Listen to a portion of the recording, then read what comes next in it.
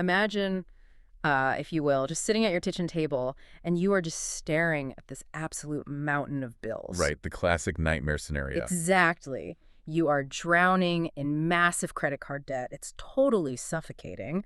You've reached that point where you're like skipping meals just to make the minimum monthly payments. Hmm. And, deep down, it is completely unsustainable. But then, out of nowhere, someone actually knocks on your door. Okay. It's a wealthy benefactor. Mm. And they sit down, they look at your financial ruin, and they just offer to pay off the entire mountain of debt. I mean, that sounds like an absolute miracle. Right. But just as you are reaching for the pen to sign the paperwork, they gently pull the contract back. Ah, there's the catch. There is a massive catch. In exchange for this financial rescue, this person tells you that they get to dictate exactly what books your children are allowed to read. Oh, wow. Yeah, and they get to decide what language your family speaks inside your own home. And perhaps the craziest part, they get to unilaterally decide whether your kids are even allowed to go to college, or if they just have to, stop their education after the 5th grade. That's a heavy ultimatum. So the question for you, listening right now, is, would you sign it? It's an agonizing scenario, honestly, Uh-huh. because you're being asked to trade your autonomy, your family's cultural identity, and your children's intellectual future, literally just to survive the month. Exactly. But the thing is, this isn't some hypothetical thought experiment. That exact agonizing trade-off between financial survival and cultural sovereignty is basically exactly what happened to dozens of sub-Saharan African nations in the 1980s and 90s. Right. And that is exactly what we are getting into today. Welcome to our deep dive. Today, we are looking into the massive, often invisible machinery of international aid, global economic policies, and foreign consultancy. Yeah, and to do this, we're going to be heavily using the extensive research of scholar Birgit Brock-Utne. Specifically, we're looking at her book, Whose Education for All? The Recolonization of the African Mind.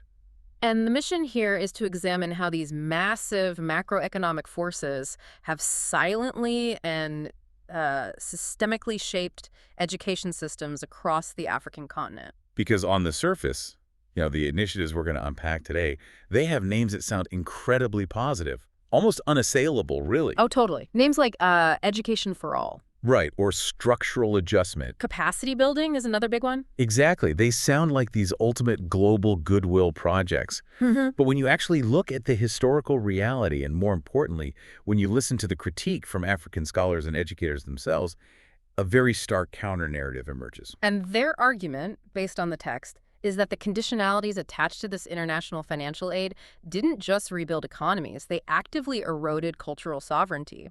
Yeah, to really understand this dynamic, we have to pull the camera way, way back. We can't just look at individual classrooms at first. We have to examine the macroeconomics operating behind the scenes. We're talking about the World Bank, the IMF, massive global summits, the big players. Exactly. Now, it is crucial to state up front that the explicitly stated goal of these global institutions is development. It's poverty alleviation. Great. They lend money to build infrastructure, stabilize currencies, integrate nations into the global market.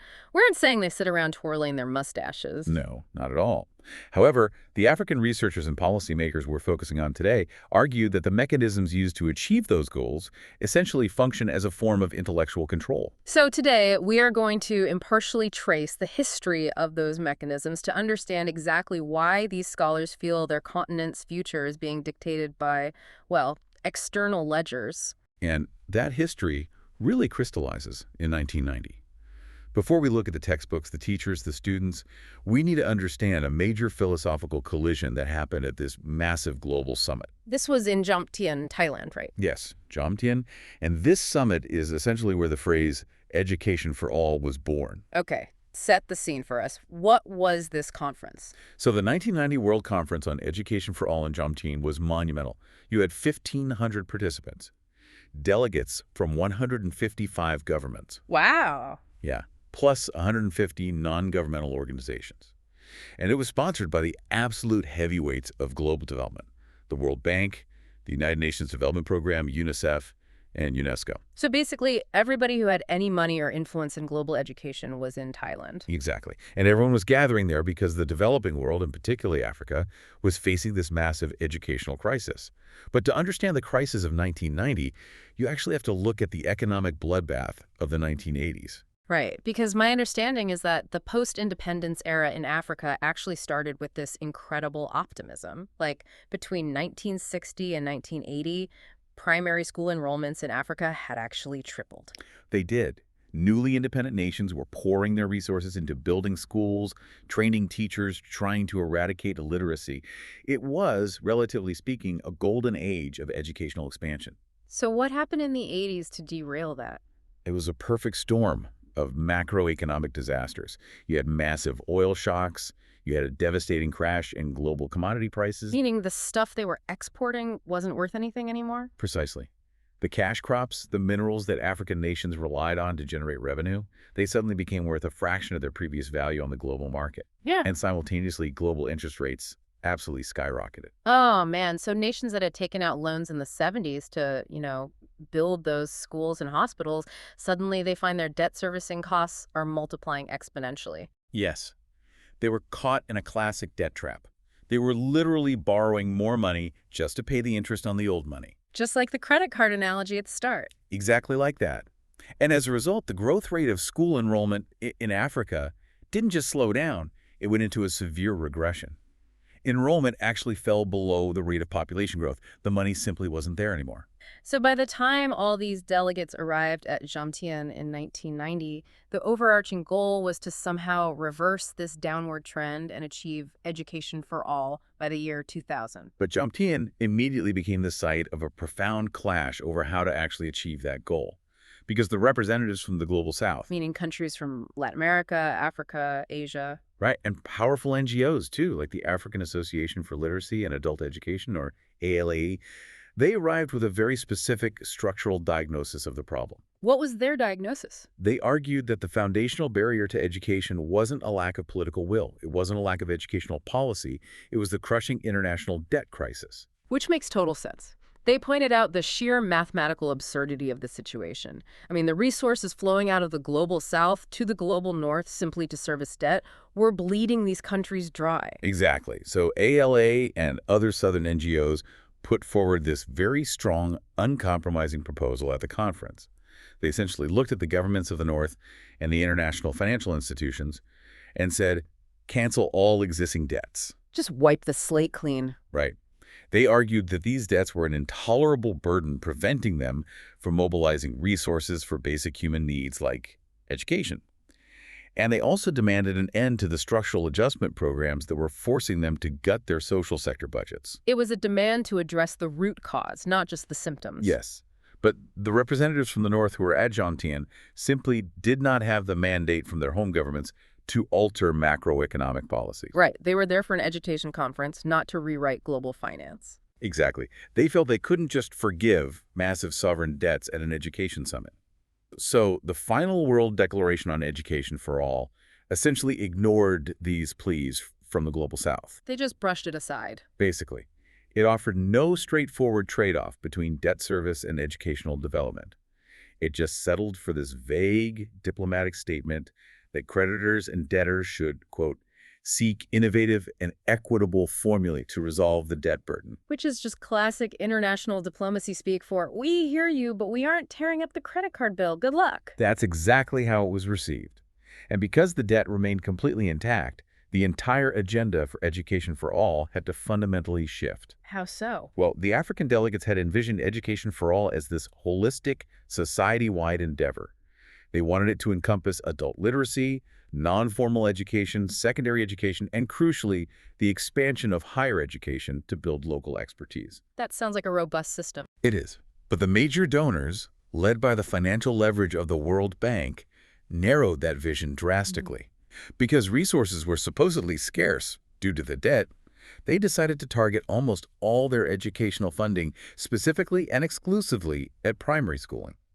So education for all morphed almost overnight into primary schooling for all. Exactly. Okay, let me pause here and just push back on this a little bit, because I think a lot of people listening might have the same reaction I initially had when reading this. Sure.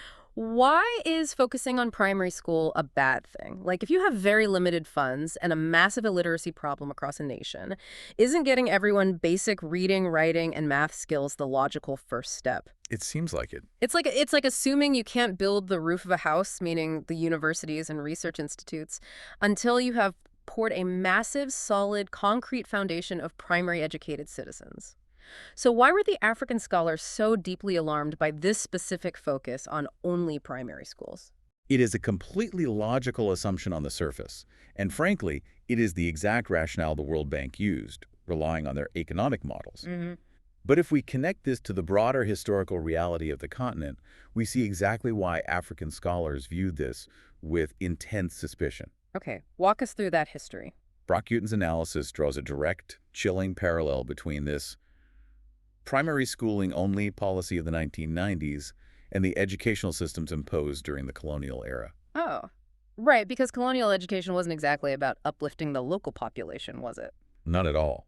Whether we are talking about the French policy of assimilation, which aimed to create a small elite of, quote, black Frenchmen, or the British system of indirect rule, the colonial powers had a highly utilitarian educational agenda. They just needed the colony to function smoothly for their own benefit. Precisely. The colonial project required a semi-skilled labor force. They needed clerks to manage the bureaucracy. They needed interpreters to communicate with the local population, maybe some lower-level nurses for basic health, and of course manual laborers to extract resources like rubber, gold, and cotton.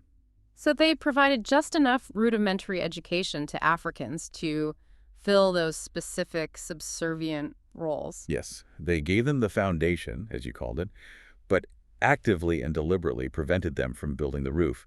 They deliberately denied Africans access to higher education. Because higher education is dangerous to an occupying power. Exactly.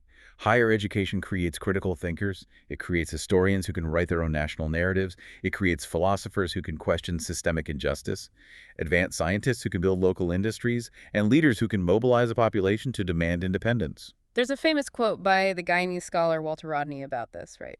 Yes. Rodney famously termed the colonial school system education for underdevelopment. It was a system carefully calibrated to instill deference to European capitalism, not to build local confidence, self-reliance, or intellectual independence. Okay, so fast forward to the 1990s.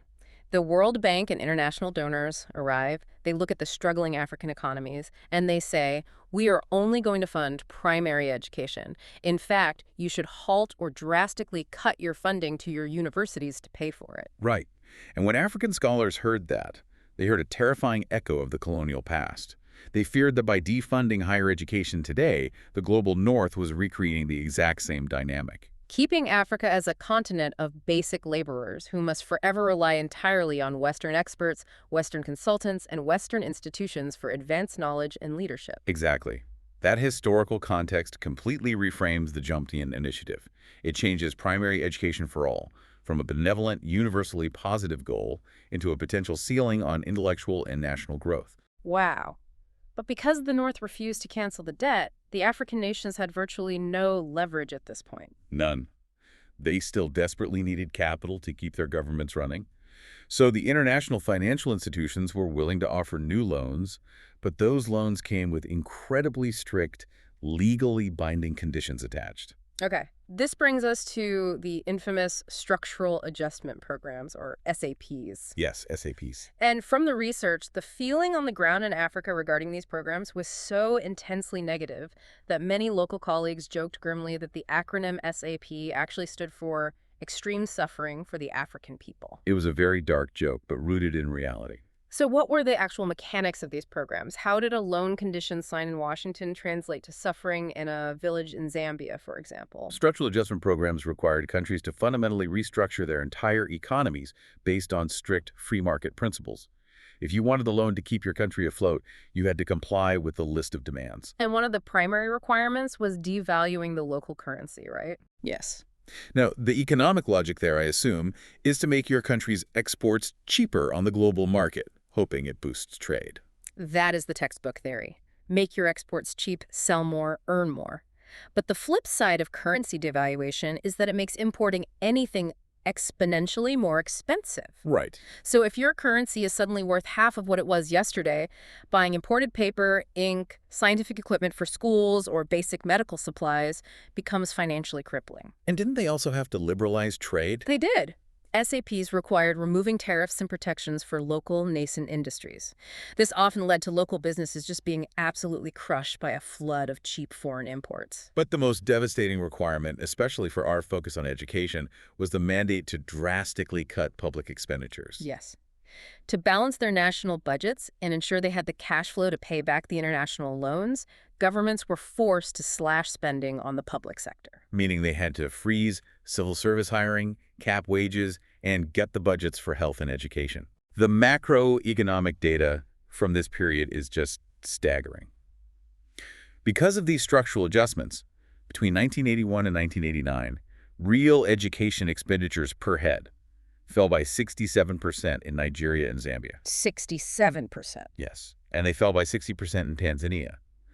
Over the course of the 1980s, education spending declined in 12 out of 28 adjusting African countries. You simply cannot cut a national school budget by 60% and expect the educational infrastructure to survive. You can't. Yeah. Schools literally started crumbling.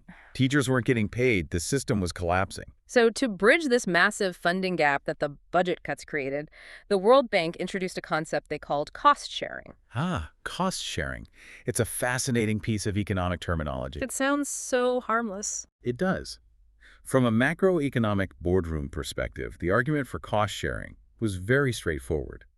They argue that education provides a return on investment to the individual. Since the central government can no longer afford to fully subsidize that investment due to structural adjustment, the individuals who directly benefit from it, the parents and the students, must share the financial burden. It sounds so reasonable on paper, like just splitting a dinner bill with a friend. But in practice, cost sharing meant the forced reintroduction of user fees, meaning school fees, for primary and secondary education. And this was being enforced in populations that were largely living in subsistence economies. And the impact on enrollment was catastrophic. Truly, Tanzania is probably the most heartbreaking example of this in the research. Because before the IMF stepped in, Tanzania had actually achieved an absolute educational miracle. Right. Following their independence, under the visionary leadership of their first president, Julius Nyerere, Tanzania instituted this revolutionary policy called Education for Self-Reliance. Yes. Nyerere recognized that human capital was their greatest asset. They mobilized the entire country to eradicate illiteracy. And they explicitly abolished school fees to ensure radical equity. They wanted to make sure education was accessible to the absolute poorest peasant families. And it worked. By 1984, Tanzania had achieved a 90% literacy rate. The highest in Africa at the time. It was a monumental achievement for a very poor, newly independent nation. They proved that with political will and free access, you could educate an entire populace. But then the debt crisis deepened, and the IMF agreement was signed in 1986.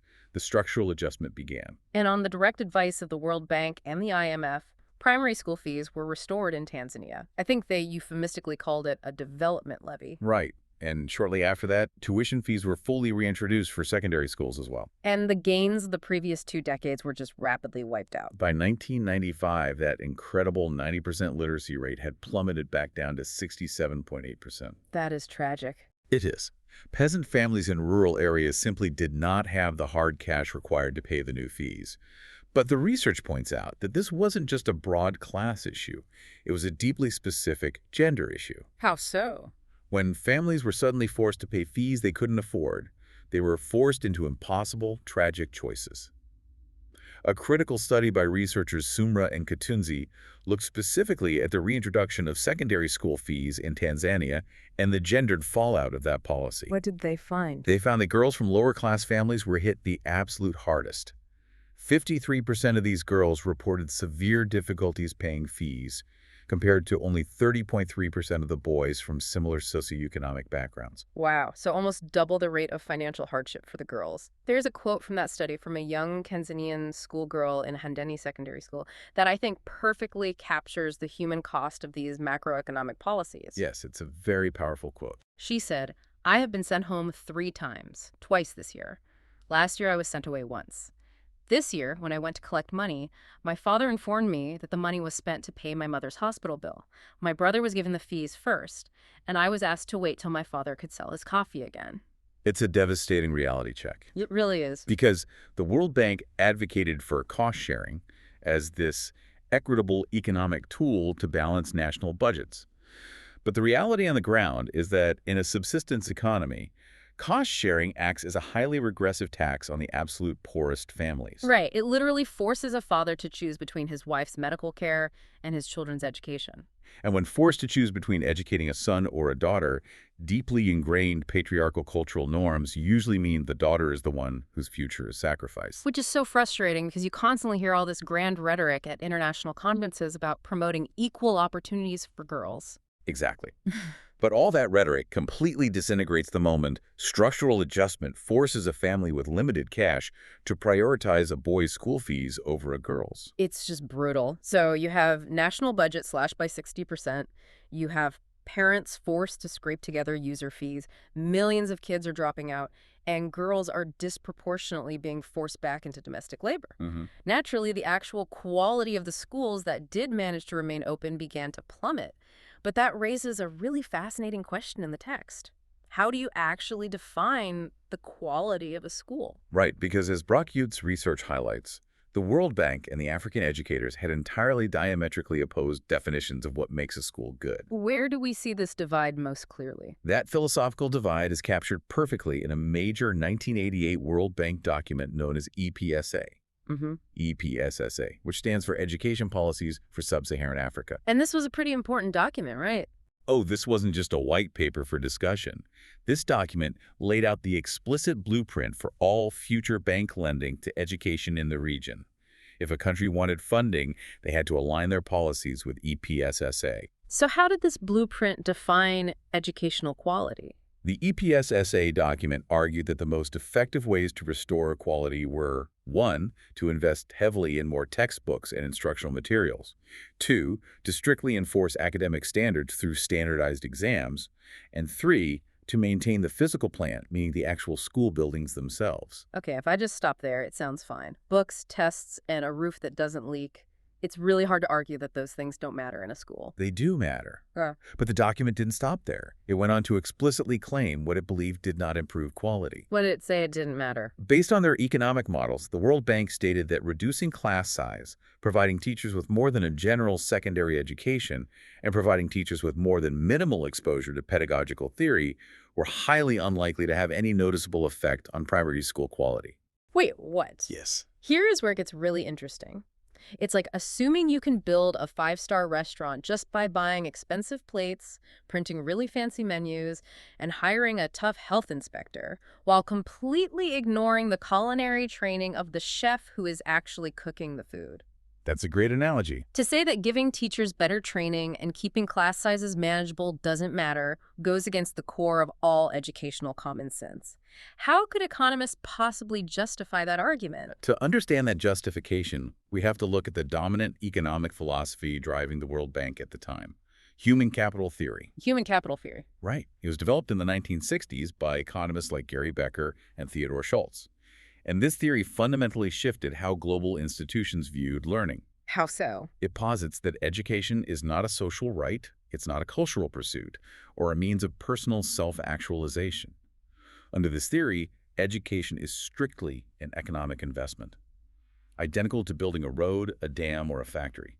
So they view students as like raw materials. Essentially, you invest capital into human beings to generate specific skills that will yield a quantifiable increase in future economic output. They literally put education into a spreadsheet. Exactly. They turned it into an equation. And to measure the success of this investment, World Bank economists rely heavily on what they call rate of return analyses, or ROAR. ROAR. Yes. They mathematically calculate the financial inputs against the projected economic outputs. And through these incredibly complex, abstract statistical analyses, the economists concluded that investing $1 in imported textbooks yielded a higher statistical rate of return than investing $1 in teacher salaries or advanced teacher training. So the spreadsheet dictates the policy, the math says books give a better return, so forget the teachers. Yes. Therefore, they officially advised African governments that they could actually lower teachers' wages, increase class sizes to 40, 50, or even 60 students, relax teacher certification requirements to save money on training, and just pump all the resulting savings into buying more imported instructional materials. But the African educators must have looked at this spreadsheet logic and just seen a total disconnect from reality. Absolutely. Because you simply cannot separate the quality education Mm-hmm. from the dignity, the motivation, and the expertise of the teacher. And the historical reality for a primary school teacher in Africa, let's take Tanzania again, in the late 1980s, under structural adjustment, it was unimaginably grim. Paint that picture for us. What was a teacher's life actually like? It was a daily crisis of survival. A primary school teacher in Tanzania at that time was making the equivalent of about $20 a month. $20 a month. Because of the massive budget cuts, they were teaching 40 to 50 kids at a time. And they were in classrooms that often had no desks, shattered windows, and frequently ran out of basic supplies like chalk. How do you teach 50 kids without chalk? You improvise or you struggle. And on top of their massive daily workload, they were often required to teach adult literacy classes at night for absolutely no extra pay. And it gets worse. Because the rural banking infrastructure was so poor, teachers often had to abandon their classrooms and travel for 3 entire days just to reach a regional headquarters to collect their meager $20 paycheck. You cannot survive on that. You certainly can't be an inspiring, energetic educator if you are literally starving, exhausted, and spending half your week walking to a bank. Exactly. And yet, human ingenuity often defies economic spreadsheets. Mm. There's an incredibly inspiring anecdote in the text from this period that perfectly exposes the flaw in the World Bank's textbook-centric theory. Oh, the Zimbabwe story. This is one of my absolute favorite details from the research. Right. It describes a young student teacher working in a highly impoverished remote school in Matabeleland, Zimbabwe. Tell us what this teacher did with his classroom. This teacher was placed in a dilapidated room with virtually no formal instructional materials. The World Bank model would look at this room and say, learning is impossible here because there are no imported books. But this teacher built a bookshelf out of scavenged old bricks and wooden planks. In the windows that were missing glass panes, he hung seeds threaded on strings to decorate the room and teach basic botany. That's amazing. He taught the children about the Regional Economic Organization, SADCC, not from a textbook, but by building a physical model out of empty Coke tins and stones. Wow. The children mapped out different African countries using pebbles on the mud floor of the classroom. He built a spelling tree out of tree branches with vocabulary cards hanging from strings that the kids could interact with. See, it's the ultimate proof of the chef analogy. A brilliant, dedicated, culturally aware teacher can create a rich educational environment out of literal scraps and pebbles. Exactly. Furthermore, he looked at the macroeconomic reality around him and recognized that the formal economy simply wouldn't have white-collar desk jobs for all these kids. Because structural adjustment had gutted the job market, too. Right. So he took it upon himself to teach both the boys and the girls how to knit and sew. He brought in local village elders to teach traditional handicrafts, seamlessly blending community knowledge with formal schooling. But according to the World Bank, providing that teacher with better training or a living wage wouldn't improve quality. But a demotivated, untrained teacher standing in front of 60 kids with $1 million stack of imported textbooks is still going to fail.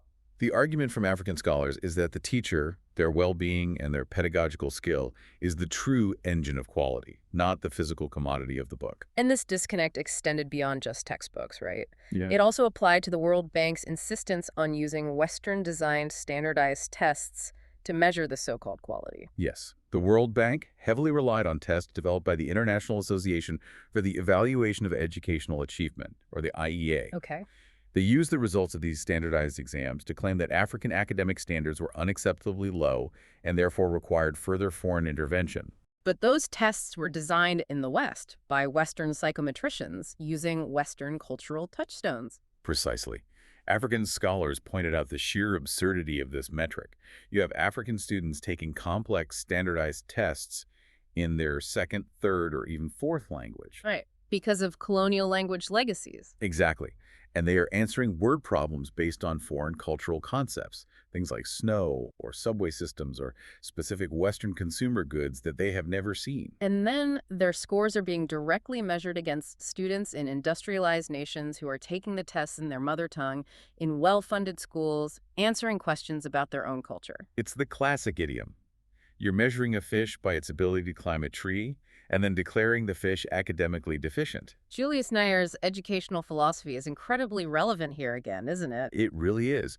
Nyer argued that you cannot just import an international standard of measurement. You must first decide, as a sovereign nation, what kind of society you actually want to build. Right.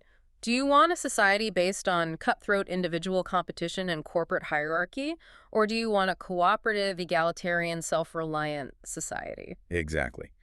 And Nair believed that once a nation decides the philosophical goal of its education, then it designs the exam to measure those specific values and skills. Because if you just adopt someone else's test, you are adopting their values. Yes. By forcing Western standardized tests on Africa as a condition of aid, the donors were essentially dictating the curriculum and the societal values, bypassing local sovereignty entirely.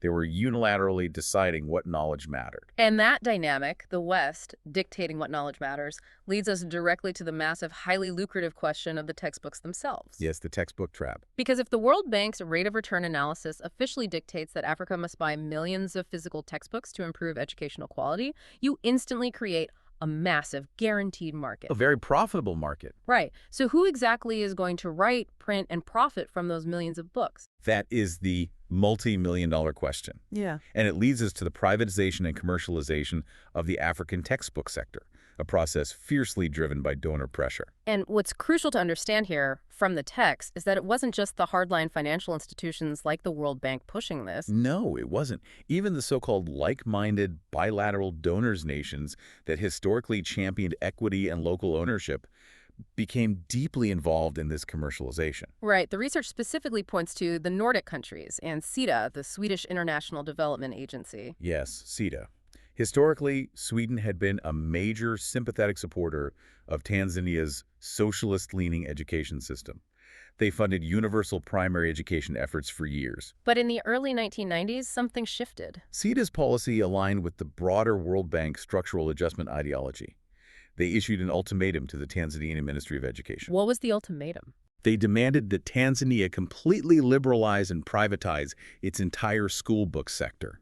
They made it a strict precondition for any future financial support from Sweden. Meaning Tanzania had to take the production of school books out of the hands of the state and hand it over to the private commercial market. Yes. And the pressure was so intense and so deeply resented by the locals that a new phrase actually started circulating among Tanzanian educators. Oh, I read this. Watu wa SIDA ni watu wa shida. Exactly. Which translates roughly to the people from SIDA mean trouble. But why were they so resistant? If you're playing devil's advocate, wouldn't a free market eventually create better, cheaper books? If the government was struggling under budget cuts, wouldn't private publishers step in and do a better job? In a perfectly balanced global economy, perhaps. But the fear, which proved entirely justified, was that competition in this context wouldn't mean competition between local Tanzanian authors and local publishers. Because the local industry was starved of capital due to the structural adjustment programs. Exactly. So competition really meant total domination by massive, heavily capitalized Western multinational publishers companies like Macmillan and Longman. Right. These corporations could mass-produce books cheaply in Asia, flood the African market, and completely wipe out the nascent local publishing industry. And the resistance was also about cultural sovereignty. Since independence, Tanzania had painstakingly built up a state model for publishing. The books were written and developed locally by the Institute for Curriculum Development, the ICD. So Tanzanians writing for Tanzanians. Exactly. They were published by the state-owned Tanzania Publishing House and distributed by a state-run company. This vertical integration ensured that the curriculum directly reflected Tanzanian values, history, and the specific pedagogical needs of their students. But by forcing rapid privatization, the donors basically stripped the local ICD of its textbook production mandate. They did. And the donors weren't just passively suggesting privatization, they were actively trying to manage it. There's a specific proposal from the Swedish agency highlighted in the research that is just completely mind-blowing. The caretaker company proposal. Yes, a Swedish consultancy report proposed setting up a caretaker company to actively manage the transition of the Tanzanian book sector to a market economy. What did that actually entail? They suggested merging the existing, experienced Tanzanian publishing houses, but putting them under the direct management of a foreign, likely Swedish, caretaking company. So they wanted to take over the local industry. And the sheer cost of this management structure is the most insulting part. It is. The proposal called for employing 6 foreign expatriate specialists, a general manager, an administrative chief, a publishing specialist, and so on. The estimated cost to employ these 6 foreign consultants was upwards of $1.2 million a year. $1.2 million to manage local Tanzanian publishers who already knew how to publish books. In a country where primary school teachers were making $20 a month. Think about the sheer economic absurdity of that. Think about how many locally authored books could have been printed with $1.2 million. Think about how many local teachers could have been paid a living wage. It's an extraction of wealth disguised as aid. And this extraction happened across different donor projects. It wasn't just Sweden. The British Council initiated a project called the English Language Teaching Support Project. How did that one work? The project promised to inject funds to buy 20,000 copies of supplementary English readers for schools. Initially, Tanzanian publishers thought this would be a massive boost for local authors who had relevant manuscripts ready but lacked the capital to print them. It sounds like a win-win. Aid money paying for local books. But the fine print of the agreement stipulated that the first edition of all books published under the project had to be published in the United Kingdom by specific British publishers. Seriously? Yes. The British publishers absolutely insisted on this clause, cutting the local Tanzanian publishers completely out of the profits, the production process, and the capacity-building experience. Wow. You know, textbooks are so much more than just ink and paper. They are the cultural transmitters of a society. Absolutely. If multinational corporations from the West control the publishing contracts, if the books are written in London, printed in Asia, and shipped to Dar es Salaam, the indigenous curriculum is just lost. The local history, the local idioms, the African perspective, it all gets washed away and replaced by a homogenized, Western-approved narrative. Which is exactly what Birgit Brock-Utne means by the recolonization of the mind. It's not happening with military occupation this time. It's happening with exclusive printing contracts, structural adjustment clauses, and standardized testing. That is the core, vital argument of her work. And by circumventing local publishers, curriculum developers, and authors, the international donors set a very dangerous systemic precedent. Did. Because once they grew accustomed to bypassing local businesses to achieve their specific project goals, they started bypassing the sovereign African governments entirely. Which brings us to the rise of the NGOs, the non-governmental organizations in the educational sector. The research describes a massive trend in the 1990s where donors, frustrated by what they perceived as government inefficiency, corruption, or just slow bureaucracy, decided to simply create their own parallel delivery systems. Yes.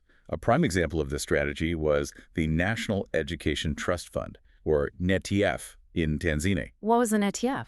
This was an initiative conceptualized by the World Bank and heavily funded by Norway. Norway, again, being another one of those Nordic donors who originally championed the concept of recipient responsibility in state building. But they abandoned that for the NGO model. They did. The NETF was set up specifically as a non-governmental organization to rehabilitate private secondary schools, completely outside the purview of the Tanzanian Ministry of Education. Okay, I have to hold my ground and push back here for a second, because this is where the theory clashes with the immediate reality of aid work. Okay, what's the pushback? If a local government is genuinely plagued by crippling bureaucracy, lack of infrastructure, or even corruption, and you have kids sitting in a school where the roof has literally collapsed, a 5-year capacity building exercise for the Ministry of Education doesn't help those kids today. That's true. If the goal is to get the roof fixed and books in hands, isn't setting up an agile, independent NGO just a faster, more efficient, and necessary way to get the money where it desperately needs to go? That is the exact tension, and it's the justification every donor uses. It's the conflict between emergency relief and long-term development. But if we look at the systemic critique, we have to ask, what is the ultimate goal of international aid? Right. Is the goal just to temporarily patch a roof while the donor is watching? Or is it to build a functioning, self-reliant nation that can fix its own roofs for the next century? Good point. If donors continuously bypass the National Ministry of Education to achieve short-term project efficiency, they inadvertently create a permanent parallel state. They hollow out the actual government. Exactly. The research quotes a deeply frustrated Tanzanian government official who complained about the logistics of the NETF. What did they say? The donor money was routed from Norway to the World Bank in Washington, down to the Tanzanian Treasury, briefly to the Ministry of Education, and then it had to be immediately handed over to this NGO. The ministry had absolutely no control, oversight, or decision-making power over the funds. They were just middlemen. Right. The official stated plainly, "We have told NORAD and the World Bank that we do not want to sit here shuffling money that we have no control over." They were reduced to being a rubber stamp in their own country. Yes. The scholar Kenneth King asks a very pointed question about this dynamic in the text. Does it build analytic capacity in the ministry if for every major aid project, a separate project implementation unit is set up that effectively bypasses regular ministry channels? And the answer is clearly no. You can never build local administrative capacity. You can never strengthen a government's ability to serve its citizens if you actively prevent the local government from managing its own systems. It builds permanent dependency on foreign project managers. And this enforced dependency becomes incredibly dark and tragically ironic when we look back at what the World Bank explicitly demanded regarding higher education. Oh, this is perhaps the most glaring contradiction in the entire framework. Returning to the 1988 EPSSA document, the Blueprint for African Education, the World Bank explicitly recommended that African governments halt or even actively cut back funding to higher education. Specifically targeting the arts, humanities, and social sciences. Right. In order to redirect those meager funds to primary education, it's just a staggering contradiction. How so? Africa is constantly lectured by the global north that it lacks experts, that it lacks the administrative capacity to run its own textbook markets or manage its own education funds efficiently, which is the exact excuse used to justify paying $1.2 million for Swedish consultants or setting up parallel NGOs. But simultaneously, the very institutions dictating this, they're demanding that Africa defund its own universities.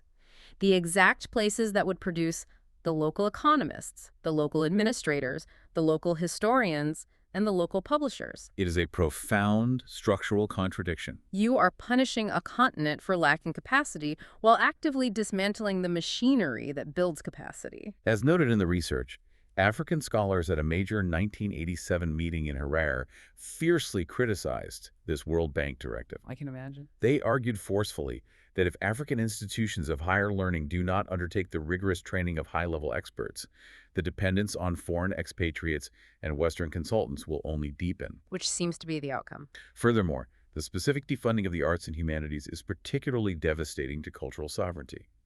Those are precisely the disciplines required to research African history, to write culturally relevant and accurate textbooks, to analyze macroeconomic policy from an African perspective, and to restore the dignity of African culture after centuries of colonial erasure. Defunding the humanities is a direct mechanism of intellectual recolonization.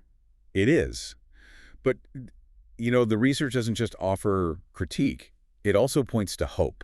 That's good. We need some hope here. It shows that when local African communities managed to insulate themselves from this top-down advice, when they ignored the World Bank spreadsheets, they actually created incredibly effective, relevant educational models. Absolutely. We have to contrast the World Bank's rigid, primary school-only, textbook-heavy model with alternative indigenous realities on the ground. Let's dive deep into the NAFA centers in Guinea. Yes, the NAFA centers. Because this proves the power of local context. What were they facing in Guinea? Guinea historically struggled with one of the lowest primary enrollment rates in Africa. To combat this, they didn't just build more standard Western-style classrooms. They developed non-formal education centers called NAFA. And NAFA is a local word, right? Yes, meaning a profitable and useful enterprise. These centers were targeted at kids who had never been to school or had dropped out. And they succeeded brilliantly, boasting virtually no dropout rate. Why were they so successful where the formal schools were failing? Because they completely ignored the World Bank's economic advice. The World Bank stated that vocational skills at a basic level are not cost-effective. But the NAFA centers recognized the immediate economic reality of their students. They taught them actual survival skills. Right. They taught children practical, marketable skills they actually wanted and needed to survive. Yeah. Soap making, tie and dye techniques, sewing, carpentry, and bricklaying. They integrated basic literacy and numeracy into the teaching of these practical trades. They tied education directly to survival, dignity, and immediate economic empowerment within the local community. It wasn't about passing an IEA standardized test about subways. It was about learning how to build a house or start a small business in Guinea. Exactly. It was education deeply rooted in the local ecosystem. Conversely, the research looks at another initiative, the COPE schools in Uganda, which serve as a tragic counterpoint. COPE stands for Complementary Opportunities for Primary Education, right? Yes. These schools were designed with very good intentions, aiming to serve highly vulnerable kids who had dropped out, including a massive population of AIDS orphans who were literally the heads of their households. These are 10 or 12-year-old kids who are raising their younger siblings, trying to farm, and trying to get an education simultaneously, the most vulnerable kids imaginable. Yes. But the COPE schools, despite their localized mandate, struggled with high dropout rates and absenteeism Why? because the macroeconomic policies still dictated the terms.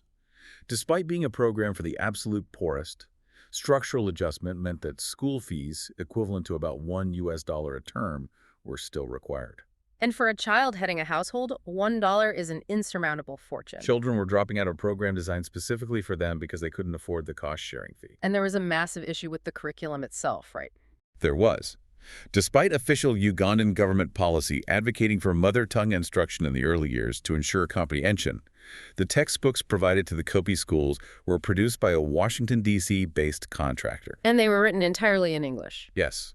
So you have these highly traumatized, overworked children struggling to find money for user fees, sitting in a classroom trying to learn basic concepts in a foreign language from a book printed across the globe. It's a perfect, tragic microcosm of the entire deep dive.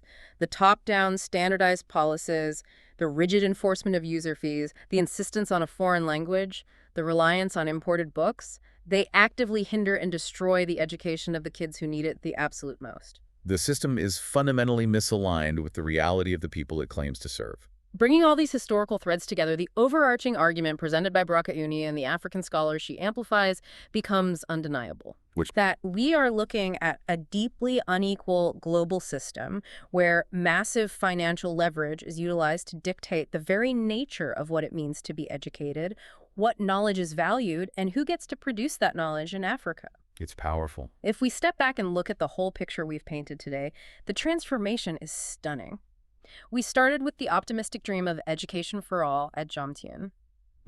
But we've traced the history of how that holistic dream was forcefully narrowed into a rigid, donor-dictated system of primary schooling for all. We've seen how structural adjustment programs and the devastating devaluation of currencies gutted national budgets. Right. We explored how the forced reintroduction of school fees, framed as cost-sharing, actually acted as a regressive tax, forcing families to pull their daughters out of school. The gendered impact was immense. And we examined how the World Bank's economic spreadsheets prioritized the purchase of foreign textbooks over the dignity and training of local teachers, leading directly to the dismantling of local African publishing houses. Yeah, that caretaker company proposal really stuck with me. And finally, we've seen the tragic irony of donors bypassing governments with NGOs while simultaneously demanding the defunding of the very African universities that would build local capacity.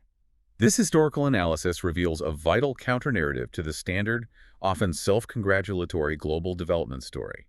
It demonstrates how economic aid, no matter how benevolently named, can inadvertently, or perhaps systemically, serve as a potent tool of intellectual control and cultural homogenization. So as we wrap up, what does this all mean for you, the listener? Whether you are a student, a professional, or just someone who loves learning, I want you to consider your own information diet. That's a good way to frame it. Think about the systems that educated you.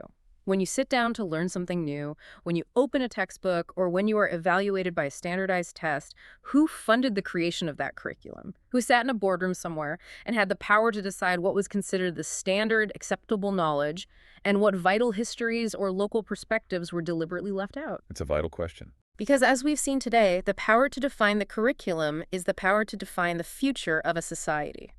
And I will leave you with a final provocative thought that builds on this entire historical premise. We focus on Sub-Saharan Africa today, but the mechanisms of standardization are global. How so? If true education is about empowering a culture to speak with its own unique voice, to understand its own history, and to solve its own unique problems, we must look critically at the current, accelerating global trend toward uniform, standardized testing, and market-driven curricula everywhere. Wow. Could this relentless drive for a single, globalized, measurable educational standard eventually recolonize the minds of everyone, everywhere? Regardless of what continent you live on, if we aren't careful and if we allow spreadsheets to dictate pedagogy, the vibrant, incredibly diverse spectrum of human intellect could be slowly flattened into a single market-approved commodity. That is heavy. It really makes you think twice about who is holding the pen and what exactly you're signing away when that credit card contract is sliding across the table.